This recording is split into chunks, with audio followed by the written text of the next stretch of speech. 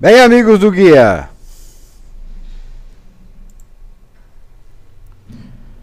ao vivo dos mercados nessa manhã de terça-feira, dia 3 de julho. Todo mundo me vê e me ouve?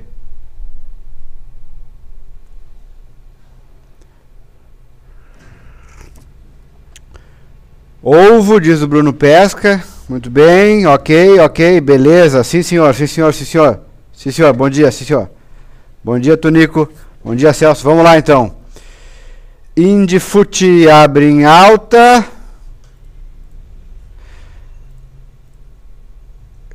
Deixa eu botar aqui.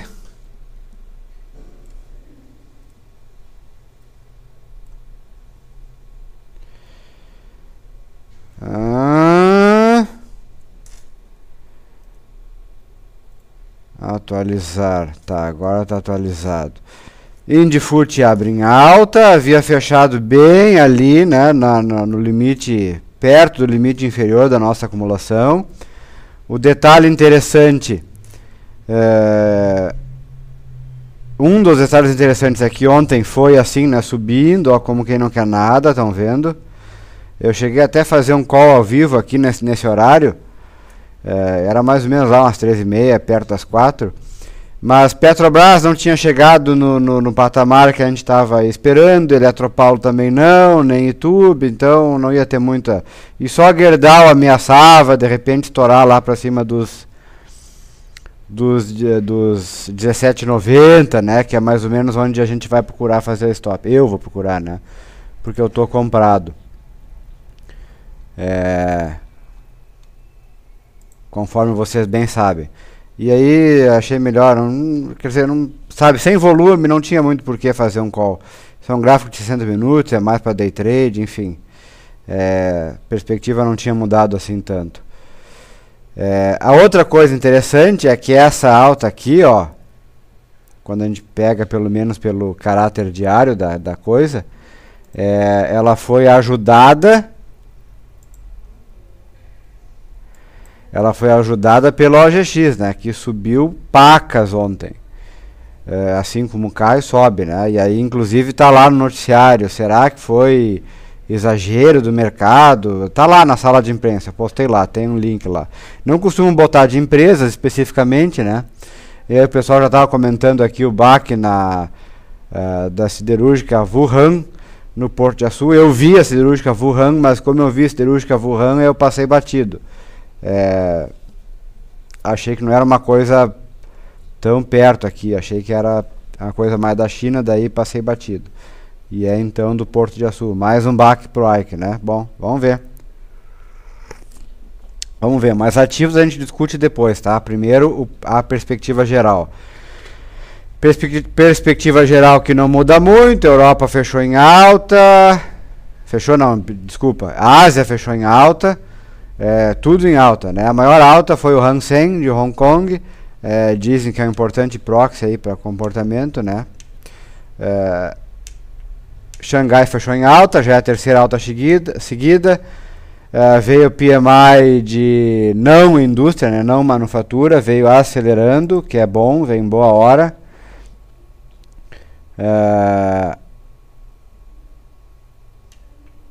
Veio em boa hora, né? Esse reforço na expectativa positiva para a China, pelo menos, né? Não é o da manufatura, lembrando que o da manufatura saiu ontem, né? Ruim, mostrou mais uma vez contração, mas esse é o da não manufatura, então é interessante, né? Bom, está expandindo lá, muito bem. Que mais interessante na Ásia, que eu lembro de cabeça, nada. Na Europa tem expectativa do Fed na quinta-feira. Alguns já dão conta de que pode vir um corte aí de 0,25, tá? Seria uma política agressiva para o Banco Central Europeu. O Banco Central é extremamente europeu, né? Avesso a cortar juros. Já aventamos aqui a possibilidade que ele possa vir a estar já, se não estar já, mas pode estar a vir em breve, se as condições se deteriorarem, trabalhando com a taxa que ele remunera os seus depósitos, né? Não que ele empresta, mas ele remunera os depósitos que lá colocam. Podia ser uma taxa negativa já, para tentar fazer com que o pessoal não ponha dinheiro lá, né, que o pessoal desimposse esse capital que está lá preso, ou seja, uma taxa de juros negativa implicaria que o depositante no ECB pagasse, né, para ter seu dinheiro seguro lá no ECB, no Banco Central Europeu. Também é outra forma de tentar amenizar, né, resolver essa questão. Puta merda, o ouro está caindo 11%, tá certo isso? Deve estar errado. Tava 1.616 agora há pouco. Deve estar errado aqui meu painel. Enfim. De olho no Banco Central Europeu. Amanhã é feriado nos Estados Unidos, então os mercados já estão meio mortos. Lembrando que hoje alguns mercados dos Estados Unidos funcionam só a meio pau. Inclusive de títulos, acho que fecha agora, logo depois do meio-dia, né, horário do Brasil. Feriado de 4 de julho, Independence Day, etc, etc, né? Então todo mundo fica em slow motion. Deixa eu só ajeitar essa fiozarada aqui. Aí. Tem um spamzinho aí pra vocês aí no... não, é o meu aqui que deve estar errado. O ouro eu vi antes... o ouro tá subindo sim, tava 1.616, eu botei ali na sala de imprensa. 1.616. Falando em sala de imprensa, todo mundo viu lá, tem coisa interessante, hein? Bem interessante. Muito interessante. Vamos revisar algumas delas. Agora, sem mais delongas. Sem mais delongas. Tinha um negócio que eu tentei resgatar para o call de hoje de manhã. Eu me lembro de ter postado na sala de imprensa ontem. E aí eu fui tentar revisitar e não consegui. Não me lembro onde é que foi. Mas era o relato de o CEO de uma grande empresa, que ele relatava a sua perspectiva, né, para agora, para o final de ano, para 2013, etc, etc. E ele disse que achei interessante a visão dele, porque a visão não é a visão de uma sardinha, mas com certeza não é a sardinha, é a visão de alguém que toca uma grande empresa, uma grande corporação, alguém que toma decisões importantes de investimento. Decisões que implicam em importante transferência e alocação de recursos para o setor produtivo, contratar pessoas, demitir pessoas, enfim, né? Comprar equipamento, parar, está na hora de expandir, não está na hora de expandir. E o que ele disse foi bem interessante, porque ele disse assim, eu também sou gente, em outras palavras, não foi exatamente isso, mas o que ele quis dizer foi o seguinte: eu também sou gente, eu também sou de carne e osso, eu também tenho medo, e por mais que eu veja a perspectiva de a economia, quem sabe, está se recuperando, ainda que de uma forma mais lenta, eu também não sei como as coisas na Europa vão acabar. Eu não sei se na Europa não vai acabar tendo um evento aí crítico, né, no decorrer dos próximos meses, um evento tipo Black Swan, e jogando água em tudo que eu estou planejando. Então, por conta disso, eu também estou freando meus investimentos. Então, só para vocês verem como funciona essa parte de ciclo econômico, né? Que o pessoal que tem que botar o dinheiro mesmo, né? Quer dizer, o mais fundamentalista que o diretor de uma CEO não existe. Não existe. Né? Eu tenho que imaginar que o CEO de uma empresa, ele deve ter... o peso dele deve ser muito maior do que o peso de alguém que faz um relatório, né, fundamentalista. Digamos assim, ele é mais fundamentalista do que um analista fundamentalista. Isso que eu quero dizer, mais ou menos, né? Para vocês verem, né? Mas ele não deixa de ser humano, ele não deixa de ter medo. É muito interessante isso. E com base nisso, a gente vai ver algumas coisas aqui, ó. Uma delas... deixa eu ver aqui. Tá aqui. Tá, esse aqui vem, esse aqui cai fora. Não preciso. Para vocês verem como esse mercado funciona. Zoom in. Isso aqui, ó. Dois dados, né? O primeiro saiu dado ontem do Citibank.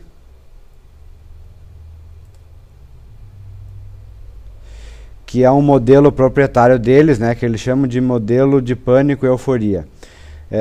Eles têm uma métrica, né, que eles não divulgam qual é, mas eles dizem que o mercado está em patamares de pânico, tá? Já há algum tempo, né? Mas vem em patamares de pânico. Eu já mostrei isso aqui, bom dia, Givaldo, eu já mostrei isso aqui, na verdade. Mas então continua, né, em patamares de pânico. E exatamente nesse patamar aqui, eles acreditam uma possibilidade, né, de alta nos próximos 12 meses de 97%. Tá? Esse é o modelo do Citi. Do Citigroup, tá ali. Haver Analytics, FactSet and Cira US Equity Strategy do Citigroup. Muito bem. Tá? Agora, aqui, o Bank of America Merrill Lynch já traz um outro dado que mais ou menos corrobora. É o seguinte, eles procuram compilar dos seus colegas, né, os seus colegas, seus pares, outras instituições, né, financeiras grandes, o sell side deles, né? Sell side é o seguinte, você sabe o que é sell side e buy side?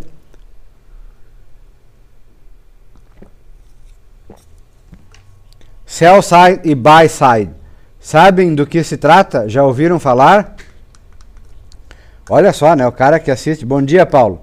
O cara que assiste o call aqui, ele acaba tendo vários cursos de graça, né? Impressionante. Buy side e sell side. Wesley Martins, não. Então eu vou explicar, Wesley. Pra ti é só. Pra ti. Toda casa de análise, todo banco... por exemplo, nós estamos falando aqui do Bank of America, tá? Bank of America Merrill Lynch. Ele deve ter duas equipes de análise, duas equipes de analistas. Uma que faz análises para a venda, ou seja, para o mercado externo. É justamente aquela que será direcionada para o cliente, tá? Ideias de investimento para o cliente, perspectivas para o cliente, operação recomendada, sei lá. Como a gente vê, na maioria das vezes aí, né? Aconselhamos compra, recomendamos, né? Enfim, relatório. É o relatório que a gente vê, sempre. É o que cai na nossa mão. Porque é o sell side. É o relatório que a equipe de analistas sell side, quer dizer, o lado da venda do banco, né? Divulga para o público. Claro, é sempre o que cai na nossa mão.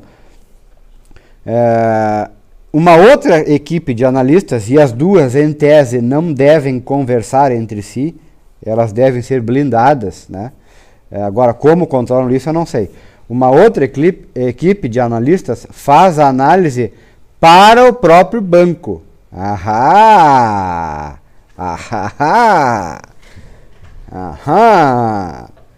Entendeu qual é? Para o próprio banco saber o que é bom e o que é ruim, para ele mesmo eventualmente comprar, se posicionar. Essa equipe é chamada de buy side, lado da compra, tá? Seguindo essa lógica, você nunca, né, enquanto público, deveria ter acesso a um relatório buy side. Deve ser um negócio altamente restrito, até porque a performance do banco, né, o equity do banco, o capital do banco, depende disso, né? Depende das escolhas certas que o banco faz. Enfim, esse indicador do Bank of America Merrill Lynch, ele compila de seus pares sell side o quanto de alocação e estoques eles estão colocando. E aí vemos, então, nos patamares mais baixos da última década. Mais baixo que nem isso, só em 97 e 98, tá? Então eles acreditam que é um ponto de compra interessantíssimo para o médio e longo prazo, baseado nessa perspectiva. Agora veja que interessante, por outro lado, um analista do UBS falou ontem que falou ontem não, mas ele já tinha essa posição, mas ele reiterou ontem na Bloomberg que o seu posicionamento, ele reviu para baixo a perspectiva de lucro, né, das empresas do SP500 até o final do ano. E com isso, obviamente, a perspectiva para o próprio índice SP500 para esse analista do UBS, até o final do ano, deve ser revista para baixo. Ou seja, seria uma recomendação de venda, velada, né? Recomendação de venda, quer dizer, claramente ele quer dizer que o índice SP500 não deve subir até o final do ano. Então você vê de duas grandes casas, duas opiniões contrárias. Que interessante isso, né?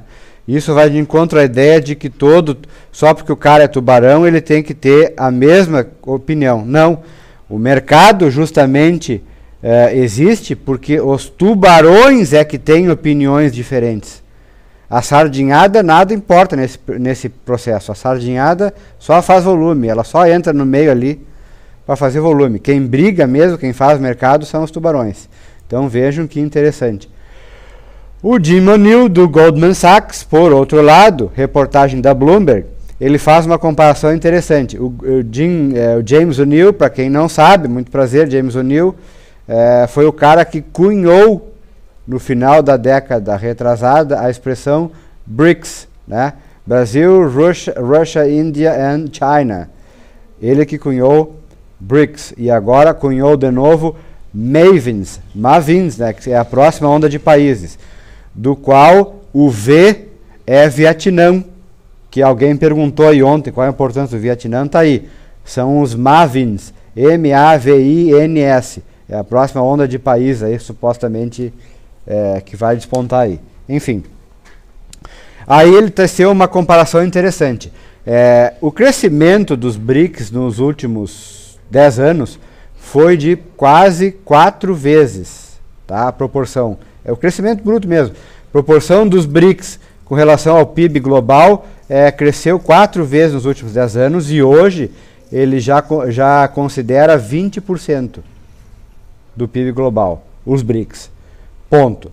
Só que o mercado, né, o market cap dos BRICS, quer dizer, o valor de mercado das ações dos BRICS na bolsa, hoje equivale a 16% do valor de mercado de todas as ações do mundo.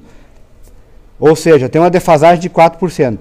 E aí ele faz uma comparação interessante. A última vez que isso aconteceu, deu para dar o ganho, né, dos BRICS foi 56%, foi a alta, tá? 2 vezes maior do que a alta dos outros países no geral, né? Isso foi, eu não me lembro quando foi a última vez, acho que foi em 2009, quando foi tão descompassado assim. Então vejam que interessante. E aí ele acaba a tese de investimento dele de uma forma bem elegante. Ele disse assim, ó, para vocês verem, né? Vai de encontro que a gente discutiu na palestra de quinta-feira. É uma excelente oportunidade de investimento, né? Praticamente irrecusável. A não ser, né, que aconteça alguma coisa com os BRICS, né, nesse meio tempo aí, né, que ele chama de major collapse nos mercados aí. Ou seja, ele mais ou menos tira o dele da reta, né? Olha, funcionou no passado, pode ser que funcione, vai depender de que os BRICS não entrem pelo cano de uma forma que ele chama de major collapse, né? O que parece óbvio, mas é aquele negócio assim, né? Tô vendo, ok, tô falando, ok, vai quem quer, né? Quem acha que deve ir, vai. E é bem isso que eu acho que acontece mesmo, né? Que tem que acontecer. Exatamente, vai ser bom a não ser que seja ruim, né? O que a gente quer, na verdade, né, é um cara que diga, olha, vai que é quente. Mas isso a gente já viu que não existe, né? Aqui o dado tabela de ontem, né, o JP Morgan computa então o Global, né, os PMIs que saíram ontem, saiu tudo de que é PMI de indústria no mundo, né, da China até o Brasil, saiu, tá ali na sala de imprensa. Então ele terreno negativo, né? Durante 2008, 2009, o ápice da crise, aí subiu, em 2008 escorregou e agora enterrou ali em terreno negativo. Esse é o dado interessante. Outro dado interessante, ontem veio a indústria dos Estados Unidos, né, o ISM, queda igual assim, só logo após o ataque às Torres Gêmeas. que foi um ambiente de extremo pessimismo, quer dizer, as pessoas não sabiam o que ia acontecer, e aí então, opa, não encomenda nada, né, segura. Então, isso é o dado de novas ordens, né, novos pedidos, saiu ontem também. Interessante esse tipo de comparação, né, ou o mundo realmente espera alguma coisa muito séria, ou isso está exagerado. De tal forma, tão exagerado quanto isso, só depois do ataque às Torres Gêmeas. Né? Então, mais uma vez, né, se você acha que a história, que o presente o futuro, né, costuma repetir a história, que é um dos chamarizes, né, da análise técnica, está aí um dado para você. Isso aqui também é o dado dos PMIs, computados ontem pelo Bank of America. Você vê que a maioria dos lugares está em contração, só Irlanda expande, Turquia, Hungria, Índia, Áustria, China, ainda tá, é o oficial da China, né? A China quando você vê pelo oficial, que também saiu ontem, mas o não oficial, que é do HSBC e o Market, já dá contração. Estados Unidos ainda expande e Rússia expande. Mas a maioria está em contração, né? Condizente com o ciclo. Depois aqui, sala de imprensa tá. O outro dado é um dado engraçado para mostrar para vocês. Que o mercado às vezes costuma fazer piadinha, né? Com os colegas. E depois eu vou mostrar uma que eu acho das melhores. Deixa eu botar aqui em zoom in. O outro dado interessante é o seguinte. Não vai dar aqui, fica ruim. Vou tirar o zoom. Um dado interessante é o seguinte, ontem saiu o dado para vocês verem como às vezes você tem que conhecer as regras do mercado.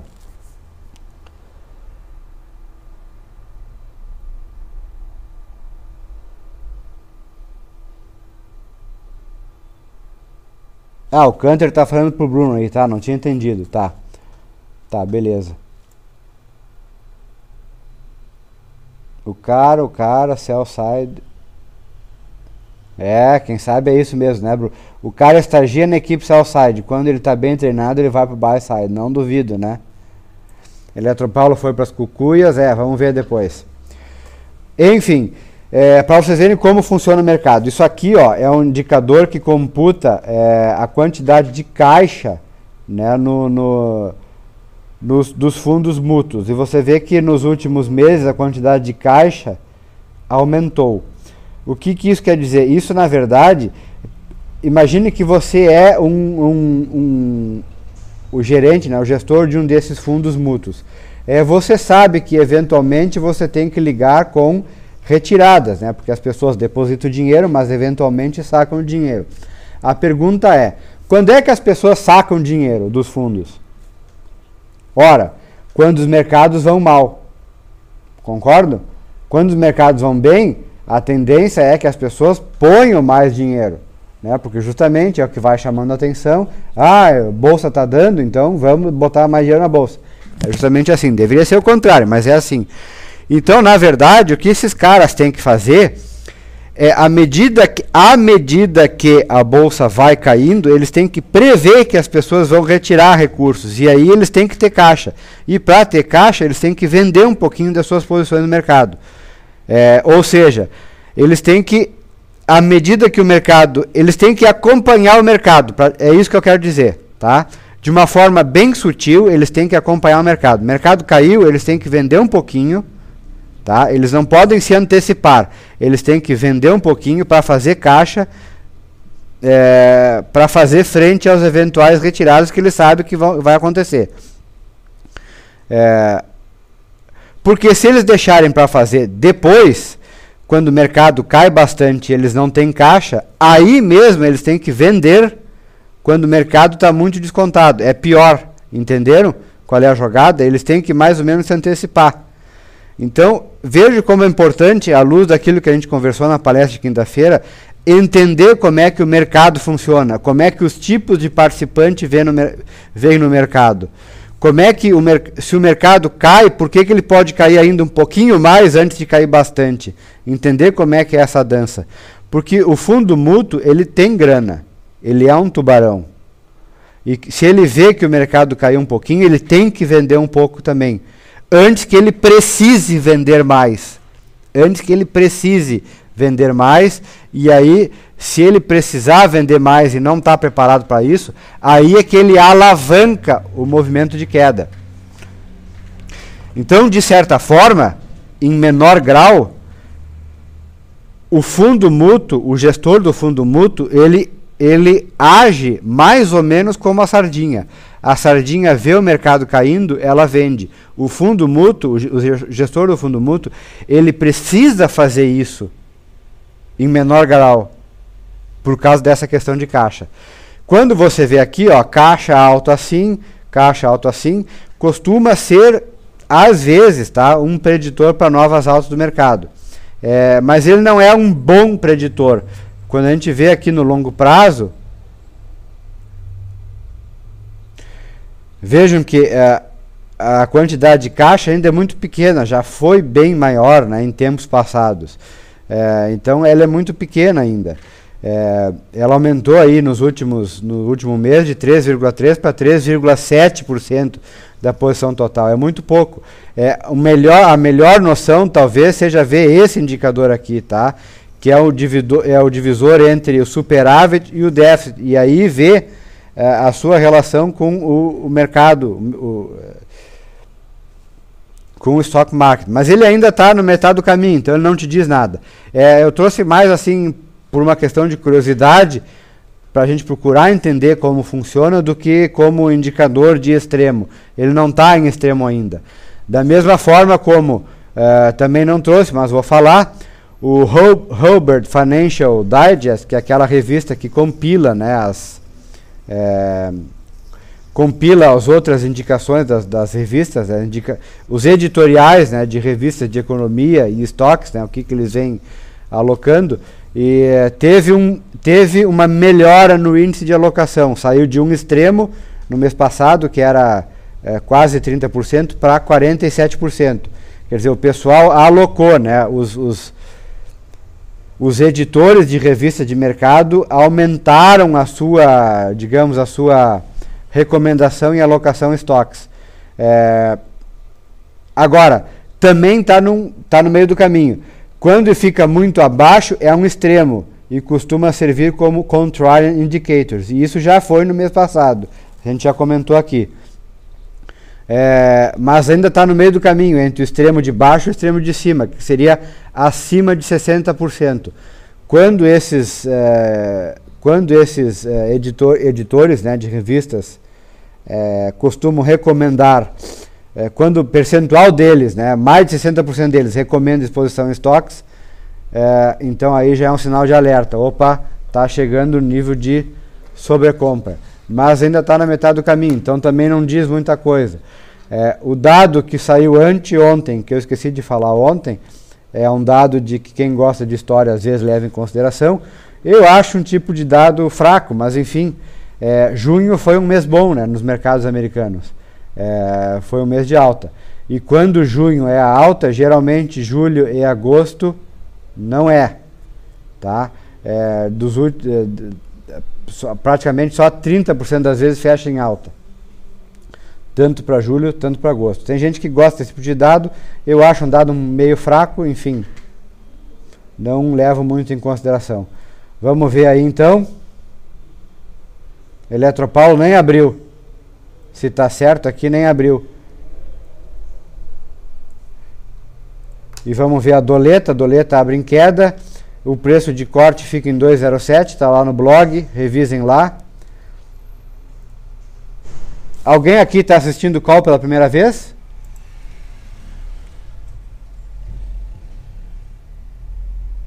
Estou vendo já os de fé aí, mas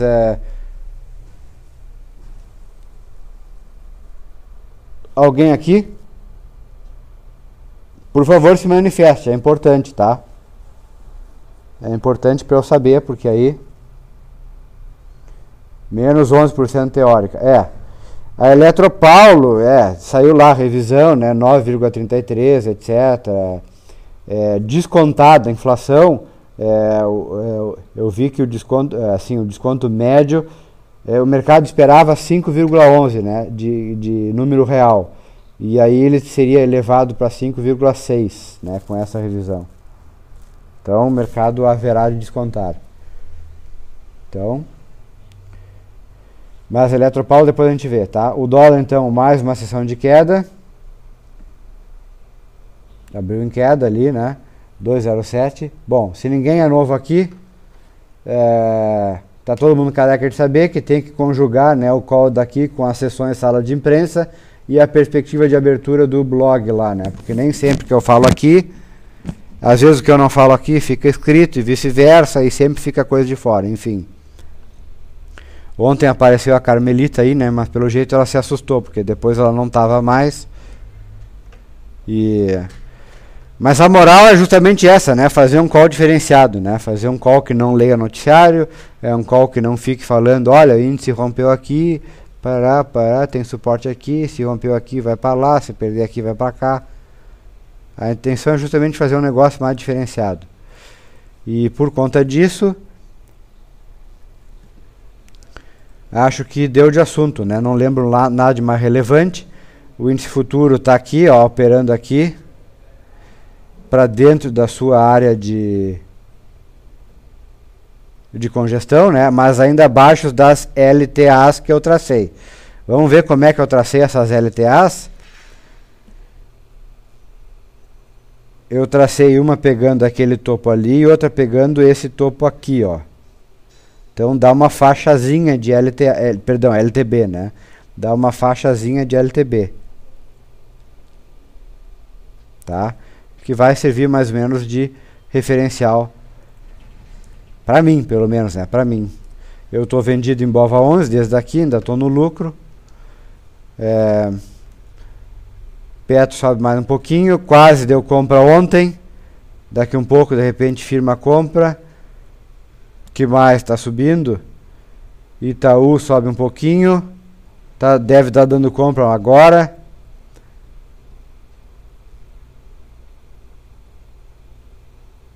Então tá, petróleo caiu, segundo essa imprensa, segundo sala de imprensa, correto? Isso era o dado de ontem, Ponce. O dado de hoje é que o petróleo repicou para cima, tá? Estava em alta na madrugada, porque nesse meio tempo saiu o parlamento do Irã lá, disse que pode votar uma moção de bloqueio, porque ontem entrou em vigor, tá, o bloqueio da União Europeia sobre o petróleo do Irã. Ontem efetivamente entrou em vigor. Aí Estados Unidos aplaude, etc, enfim. E aí o parlamento do Irã, né, na tentativa de fazer a contrapressão, disse que pode eventualmente votar aí alguma coisa no sentido de fechar lá o Estreito de Hormuz para os navios, né, das empresas que aderirem, né, a esse bloqueio. Empresas da Europa, né, praticamente.